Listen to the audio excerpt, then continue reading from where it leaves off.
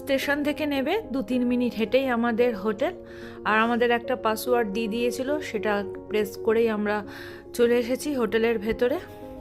এই যে সেম পাসওয়ার্ডটা দিয়ে আমরা আমাদের রুমেও চলে এলাম। আমাদের 2খানা বেড দিয়েছে, বেশ ঢুকে তো বেশ সুন্দরই লাগলো রুমটা, যেরকম দেখেছিলাম বুক করার সময় সেম। আর প্রতিটা ঘরেই বেশ সুন্দর রোদ রয়েছে। এইটা হচ্ছে বাথরুমটাও বেশ বড় সড়ো। আর এটা আরেকটা রুম। এই বেডরুম দিয়েও বাথরুমে যাওয়া যায়। আর এগুলো দিয়েছে চা খাওয়ার জন্য। আর ফ্রিজটা পুরো ফাঁকা, 1 বোতল জল রয়েছে। যাই হোক, আমরা বেরিয়ে পড়েছি। টুকটাক কয়েকটা জিনিস কেনাকাটা করব, বাড়ি গিয়ে রান্নাবান্না তো করতে হবে। এইটা হচ্ছে আমস্টারডামের গ্রসারি শপ। তো যাই হোক, ফটাফট যা দরকার ছিল আগে থেকে লিস্ট করে নিয়ে এসেছিলাম, সেইগুলো কিনে নিলাম।